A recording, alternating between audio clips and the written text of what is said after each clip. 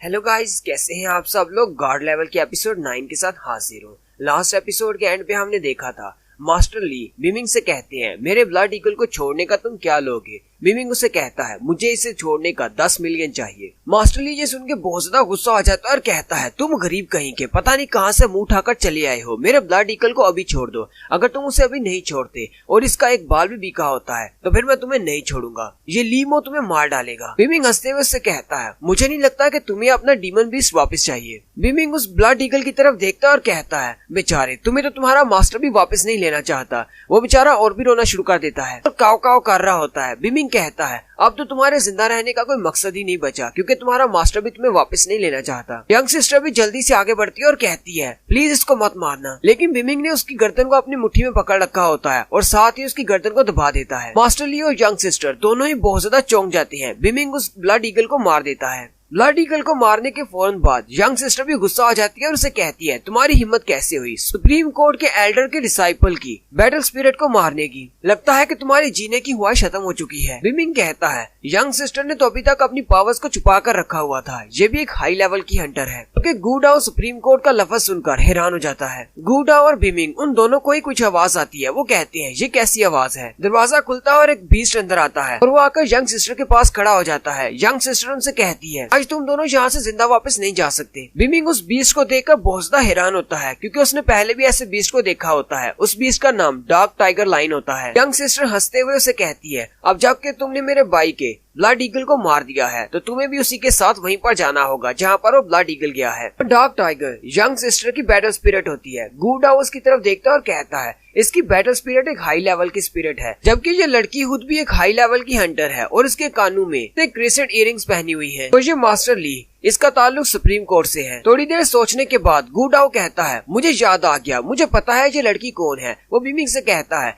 ये लड़की तो सुप्रीम कोर्ट के एल्डर की बेटी है, उसका नाम लैन जियाओ है। बिमिंग कहता है ये लैन जियाओ कौन है। यंग सिस्टर उनसे कहती है अब जबकि तुम्हें पता चल चुका है कि मैं कौन हूँ तो तुम लोगों को मुझसे माफी मांगने का कोई फायदा नहीं होगा क्योंकि तुम लोग मरने वाले हो। वो अपने डार्क टाइगर से कहती है उस लड़के के डैगर से बचकर रहना, बाकी उनके टुकड़े टुकड़े कर दो। डार्क टाइगर अपने मास्टर की बात सुनते ही जंप लगाते हुए सीधा चला जाता है और बिमिंग पर अटैक करने के लिए जा रहा होता है। बिमिंग भी अपने डैगर को रेडी करता है और कहता है तुम अपने इस बीस्ट के साथ मेरे टुकड़े करना चाहती हो, तुम तो बहुत ज्यादा मजाकिया हो। बिमिंग जैसे ही अपने डैगर को घुमाकर उस पर अटैक करता है लेकिन वो मिड एयर में ही जंप करते हुए उसके अटैक को डॉज कर लेता है। अब बिमिंग ये देखकर बहुत ज्यादा हैरान हो जाता है और कहता है इस बीस्ट ने मेरे वार को हवा में कैसे डॉज कर लिया, कहीं इस बीस्ट ने अपनी इंटेलिजेंस की स्किल को एक्टिवेट तो नहीं कर लिया। वो भी इस जंप करते हुए पीछे मेडिसिन के डब्बू के ऊपर जाकर खड़ा हो जाता है, जबकि स्टाफ वाले वहाँ से डरकर भाग जाते हैं। डार्क टाइगर फिर से उस पर अटैक करने के लिए आगे बढ़ने लगता है। वहीं पर उस डार्क पकोडा के 9th एल्डर आ जाते हैं और उनसे कहते हैं वहीं पर रुक जाओ, जो कुछ भी कर रहे हो। वो साथ अपने सोल्जर्स भी लेकर आए होते हैं। वो उनसे कहते हैं तुम लोगों का हौसला तो बहुत ज्यादा बढ़ चुका है जो तुम लोग डार्क पकोडा में आकर यहाँ पर तबाही मचा रहे हो। वो स्टाफ का बंदा जो कि बिमिंग को चीजें बेच रहा था वो भी 9th एल्डर को वहाँ पर देखकर बहुत ज्यादा खुश हो जाता है। 9th एल्डर उससे पूछते हैं यहाँ पर किसने ये सब कुछ करने की हिम्मत की है, यहाँ पर कितनी सारी क्रेट्स को इन्होंने तोड़ दिया है। स्टाफ वाला बंदा आगे बढ़ता है और उन्हें बताता है 9th एल्डर से कहता है ये लड़का जिसका नाम बिमिंग है यह यहाँ पर अपने दोस्त के साथ कुछ मेडिसिन खरीदने के लिए आया था और साथ ही इसने वहाँ पर व्हाइट जेड बोन को भी खरीदा। साथ ही मास्टर ली भी यहाँ पर आ गए और वो भी उस व्हाइट जेड बोन को खरीदना चाहते हैं। 9th मास्टर उसकी बात सुनने के बाद कहते हैं मास्टर ली ये आपने बिल्कुल भी अच्छा नहीं किया, आपने यहाँ पर आकर इतनी ज्यादा तबाही मचा दी, जबकि आप जानते हैं कि हमने व्हाइट जेड बोन को पहले से ही बेच दिया है और इस लड़के ने उसे खरीदा है। तुमने यहाँ पर बहुत सारी मेडिसिन के क्रेट्स को तोड़ दिया है, तुम ब्लैक पकोडा की बिल्डिंग को तबाह करना चाहते हो। मास्टर ली उससे कहता है आप बिल्कुल गलत बात कर रहे हैं, अगर इसने मेरे ब्लड ईगल को नहीं मारा होता तो हम लोग यहाँ पर फाइट नहीं कर रहे होते। मास्टर ली उससे कहता है आपको यहाँ पर इंसाफ करना होगा, आपको मेरी बात भी सुननी पड़ेगी। 9th एल्डर उसे कहते हैं तुम्हारा मसला हमारी बिल्डिंग के साथ कोई भी ताल्लुक नहीं रखता,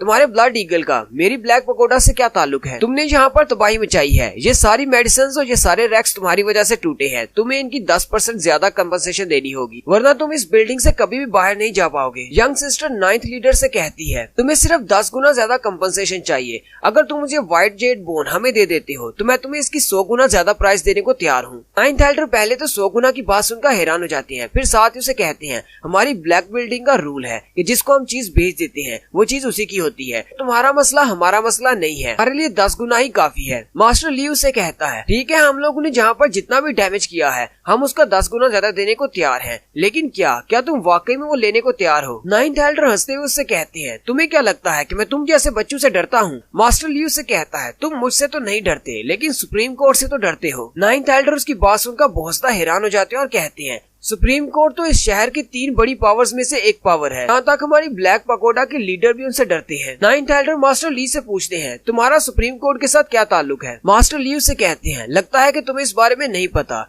मैं पिछले 6 महीनों से सुप्रीम कोर्ट का हिस्सा हूँ और ये लड़की जो यहाँ पर खड़ी है ये सुप्रीम कोर्ट के लीडर की बेटी है। ये सुनकर एल्डर और भी ज्यादा हैरान हो जाते हैं और कहते हैं, क्या ये वाकई में लैंजिया की बेटी है? अब ये बात सुनके ही एल्डर का इरादा बदल जाता है और वो हंसते हुए उनसे कहते हैं, मुझे माफ कर दे, तो यहाँ पर सुप्रीम कोर्ट की प्रिंसेस आई है। थोड़ी देर पहले मैंने आपसे बहुत ज्यादा रूडली बात की। यंग सिस्टर उसे कहती है, अपनी बकवास बंद करो, जो मैंने कहा है वैसे ही करो, मुझे व्हाइट जेड बोन दे दो और मैं जहाँ पर जितना भी डैमेज हुआ है उसका 100 गुना ज्यादा देने को तैयार हूँ और सुप्रीम कोर्ट वाले इस मसले में दखल अंदाजी नहीं करेंगे। नाइन्थ एल्डर से कहते हैं, मिस लैन, लेकिन आप ऐसा नहीं कर सकती। आप लोगों ने पहले ही सुन लिया है कि स्टाफ वाले ने कहा था कि उसने इस आइटम को पहले ही बीमिंग को बेच दिया है। हमारी ब्लैक बिल्डिंग का ये रूल है, एक बार जब हम किसी आइटम को बेच देते हैं तो उस आइटम का हमारी बिल्डिंग के साथ कोई भी ताल्लुक नहीं रहता, इसलिए हम उसे नहीं दे सकते। मास्टर ली उसे कहता है, लेकिन यहाँ पर लगता है कि एक मिसअंडरस्टैंडिंग है। एल्डर उसे कहते हैं, ऐसी कौन सी मिसअंडरस्टैंडिंग है? मास्टर ली कहते हैं, अभी तक व्हाइट जेड बोन को बेचा नहीं गया। बीमिंग और गुडाओ भी उसकी बात सुनकर हैरान हो जाते हैं। एल्डर जल्दी से स्टाफ वाले बंदे से कहते हैं, यहाँ पर आओ और मुझे बताओ, क्या तुमने उस आइटम को बेचा है या नहीं? और स्टाफ वाला बंदा कहता है, इन्होंने सिर्फ व्हाइट जेड बोन नहीं खरीदी बल्कि और भी बहुत सारी मेडिसिन खरीदी है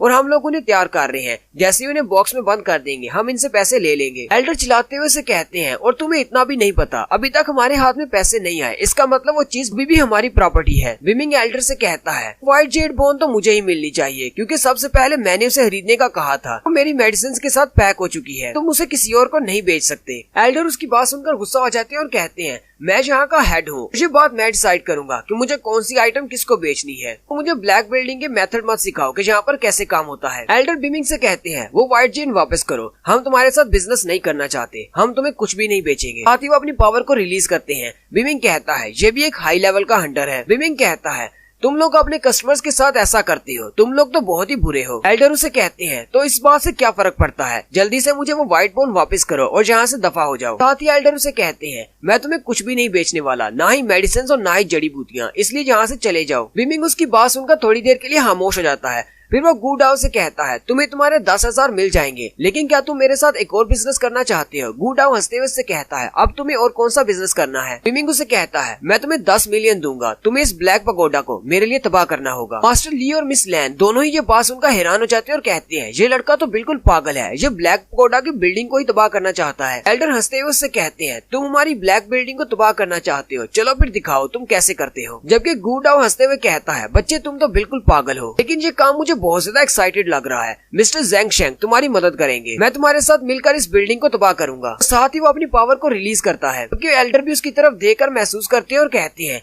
ये भी एक हाई लेवल का हंटर है, लेकिन लोहे सिटी में एक हाई लेवल का हंटर क्या कर रहा है? गुडाओ बीमिंग से कहता है, इस बूढ़े एल्डर को मैं संभालता हूँ, तुम जाओ और जाकर बिल्डिंग को तबाह करो। बीमिंग उसे कहता है, ठीक है, पर अपना ध्यान रखना। फिर बीमिंग उन सोल्जर्स की तरफ जाता है जो कि ब्लैक बिल्डिंग के सोल्जर्स हैं। मास्टर चिल्लाकर कहते हैं, इसको यहीं पर रोको, कुछ भी चीज तोड़ने मत देना, लेकिन बीमिंग उनके ऊपर से जंप करता हुआ चला जाता है। इसी वक्त मास्टर अपने पास से अपनी चेन निकालते हैं और बीमिंग के पीछे छोड़ते हैं। उसे कहते हैं, तुम्हें क्या लगता है कि तुम ब्लैक बिल्डिंग में अपनी मर्जी कर सकते हो? जैसे ही एल्डर की चेन बीमिंग को लगने लगती है, उसी वक्त गुडाओ आगे बढ़ता है और अपने फैन को फोल्ड करते हुए उनकी चेन पर अटैक करता है और उनकी चेन टूट जाती है। गुडाओ एल्डर से कहता है, मुझे लगता है कि तुमने गलत बंदे को पकड़ लिया है, तुम्हारा मुकाबला मुझसे होने वाला है। एल्डर बहुत ज्यादा हैरान होते हैं अपनी चेन को टूटा हुआ देखकर। वो कहते हैं, ऐसा कैसे हो सकता है, ये तो मेरी गोल्डन क्रो गोस्ट चेन थी, इसको ऐसे कैसे तोड़ा जा सकता, वो भी सिर्फ एक फोल्डिंग फैन से। गुडाओ उस चेन को उठाता है और कहता है, तो ये गोल्डन क्रो चेन है, बहुत ही बेकार सी चीज है, तुम्हें लगा था कि तुम्हारी ये चेन मेरे फैन के सामने टिक पाएगी। और साथ ही गुडाओ अपने फैन को खोलता है।